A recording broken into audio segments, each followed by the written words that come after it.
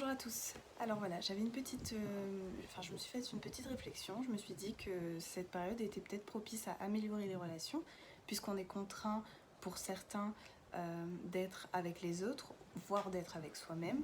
Donc j'avais une petite liste de conseils pour améliorer ces relations. Voilà. Dans ma tête, j'ai un peu ciblé les relations de couple, mais vraiment c'est applicable à tout type de relation. Bon, déjà, il faut que vous sachiez que la communication, évidemment, c'est la clé. Pour savoir, pour conscientiser que la communication, c'est la clé, il faudrait peut-être déjà commencer par définir la communication. La communication, qu'est-ce que c'est? Il faut être minimum 2 personnes, voire plus, pour communiquer. Et la communication, c'est un échange.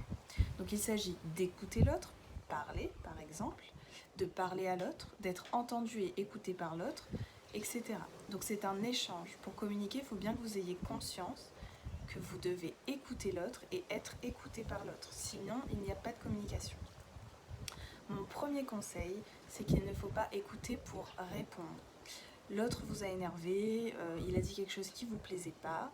Vous allez prendre sur vous pour comprendre le message qui est derrière cette colère et vous allez essayer donc de déceler le message plutôt que d'écouter votre ego et de répondre avec lui. Donc voilà, j'ai pris quelques notes de ce que je pensais. Pour écouter réellement, je vous propose 2 conseils. Premier conseil, vous allez vous concentrer sur tout ce que dit l'autre. C'est-à-dire que vous n'allez pas écouter pour répondre. Oui, mais toi, quand tu as fait ça, non. Vous allez vous concentrer sur ce que dit l'autre et vous allez absolument ne pas chercher à répondre à tout prix. Ok, l'autre a dit quelque chose qui vous a blessé, vous prenez sur vous. C'est dur, mais vous prenez sur vous. Bon, je vais essayer de l'écouter, je vais essayer de comprendre quel est le message derrière peut-être sa peine, sa colère. Si vous me dites, j'arrive toujours pas à écouter sans répondre. Un conseil pour favoriser une vraie communication. Je vais vous donner un petit conseil. Vous allez écouter l'autre, le laisser finir sans jamais l'interrompre. J'écoute, voilà, ok, pas de souci. Lorsqu'il aura fini de parler, ce que vous allez faire, c'est que vous allez répéter ce que l'autre a dit.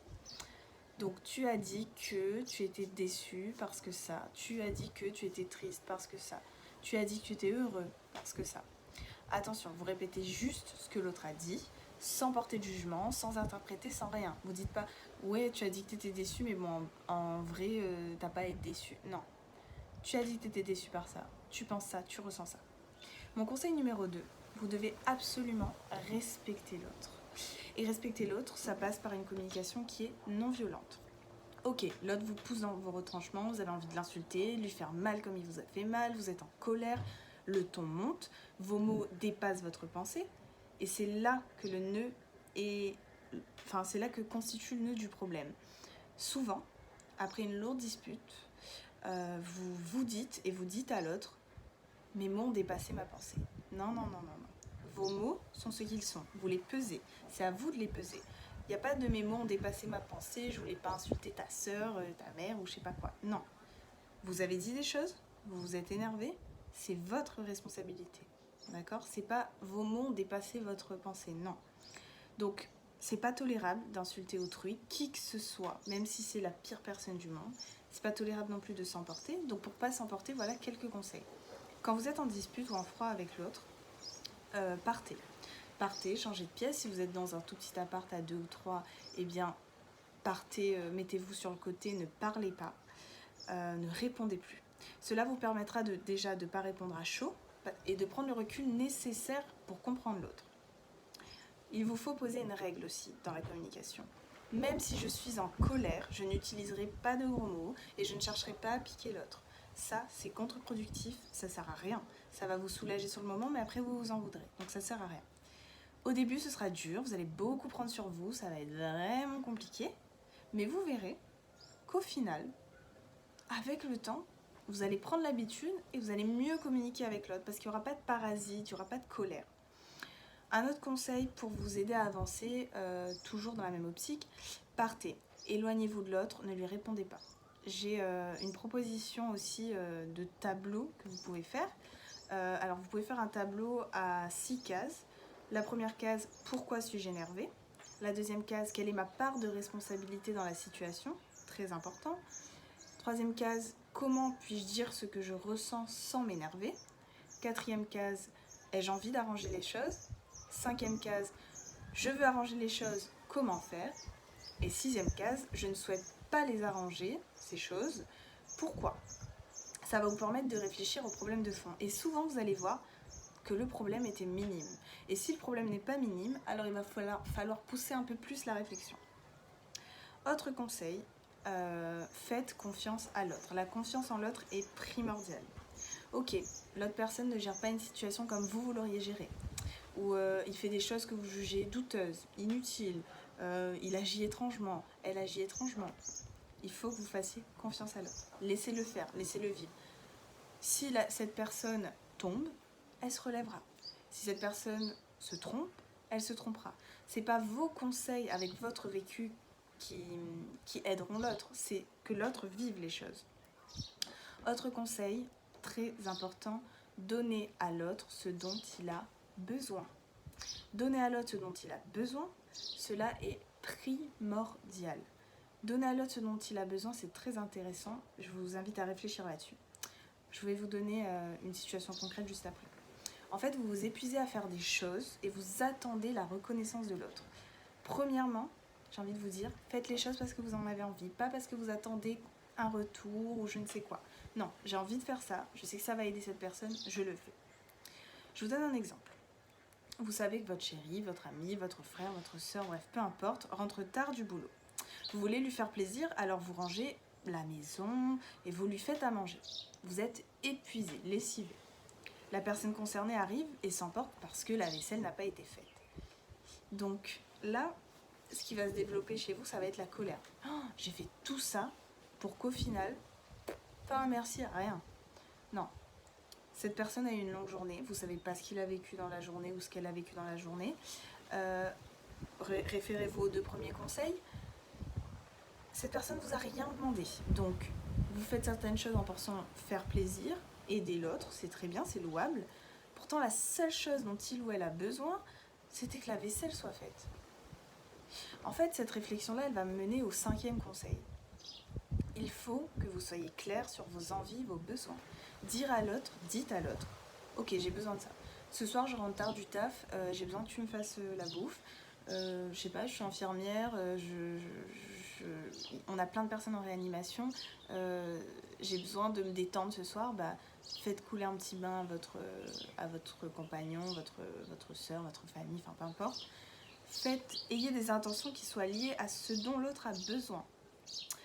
Il est facile de reprocher à l'autre certaines choses, vous connaissez, vous savez ce que vous aimez moins, vous savez ce dont vous avez envie, vous savez ce dont vous avez besoin. Donc il s'agira pour vous de dire à l'autre ce dont vous avez besoin, plutôt que d'écouter les besoins de l'autre. Souvent ce qu'on fait, c'est qu'on anticipe les besoins de l'autre, on s'imagine qu'on sait les besoins de l'autre, et du coup on va agir, et en fait on va se tromper parce que l'autre n'avait pas du tout besoin de ça. Mais nous on se sera fatigué à faire ça.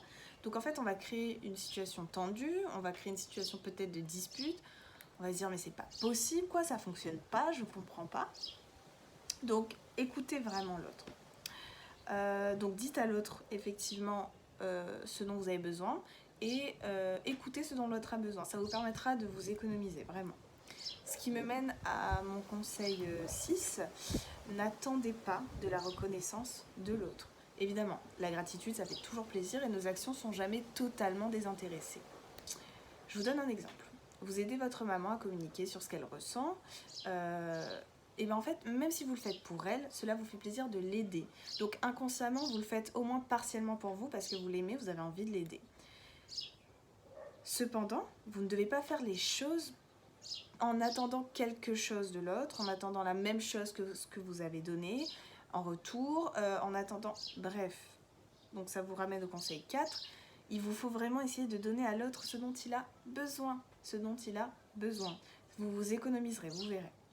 Pour parvenir à donner à l'autre ce dont il a besoin, je viens au plus gros conseil. C'est le conseil numéro 7 qui est primordial dans toutes les relations, dans tout. Il vous faut absolument lâcher prise. Pour lâcher prise, il faut déconstruire certains schémas, certaines idées reçues. Oui, c'est dur, mais il faut y arriver. Par exemple, vous vous fatiguez depuis des semaines pour aider votre ami à lui chercher un emploi. Vous passez des journées, des nuits à y penser, même inconsciemment. Vous cherchez sur tous les sites que vous trouvez, tous les sites imaginables, des offres d'emploi. Vous le faites en pensant l'aider, on est bien d'accord. Vous avez trouvé un super emploi qui lui conviendrait. Vous êtes heureux, heureuse. Vous apprenez que la personne ne s'est pas présentée finalement à l'entretien. Vous êtes triste, vous êtes déçu, vous êtes en colère, vous vous dites que ce que vous avez fait, ça sert à rien finalement. En fait, si vous n'aviez pas fait tout cela, vous n'auriez jamais ressenti ça. Vous avez fait quelque chose pour l'autre en pensant bien faire, et en fait finalement, vous vous êtes fatigué pour rien. Sachant que l'autre vous avait rien demandé, déjà. Donc vous auriez évité ce sentiment de colère, de tristesse finalement. Et si vous ressentez ça, évidemment, c'est que vous pensez au bien de l'autre. Ça, on est d'accord. Vous pensiez que ça l'aiderait. Mais en oubliant votre ego et vos nobles intentions, regardez, la personne, elle serait là à l'entretien d'embauche. Ok, super. Elle aurait obtenu le poste. Génial. Vous auriez été heureux, heureuse pour elle. Vous auriez eu le sentiment d'avoir vraiment accompli quelque chose de concret, de positif. Et pourtant, l'autre n'en aura tiré aucun bénéfice. Certes, il aura eu son emploi, mais il n'aura pas fait les recherches lui-même ou elle-même. Donc il appréciera peut-être même pas le fait d'avoir obtenu l'emploi parce qu'il se dira c'est même pas mon travail, donc il se sentira illégitime. Et peut-être même qu'il n'a pas vraiment envie de ce poste-là et que il va peut-être se forcer à le faire. Donc demain il va peut-être vous reprocher ouais tu m'as inscrit à ça, ok je fais ce taf là depuis 3 ans mais en fait je l'aime pas quoi. Donc pensez à tout ça, à tout ce que je vous ai dit là. Ça va vous servir à réfléchir sur votre mode de communication. Communiquer, c'est un exercice de tous les instants et ça se passe avec tout le monde. Tous ces conseils sont applicables à tout type de relations.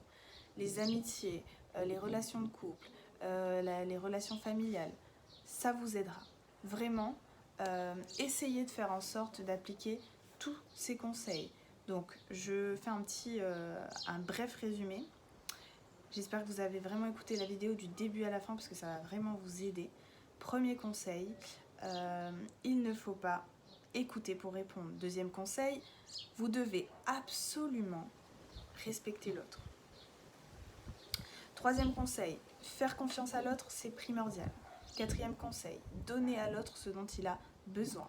Cinquième conseil, dites à l'autre clairement ce dont vous avez besoin. Sixième conseil, n'attendez pas de reconnaissance ou un retour de l'autre. Septième conseil, lâchez prise. Voilà. Donc je vous laisse avec ces petits conseils en espérant que ça va vous aider parce que c'est l'objectif. Et je pense que ça vous aidera. Appliquez-les, ce sera dur, ça prendra du temps, mais ça vous servira. Bye!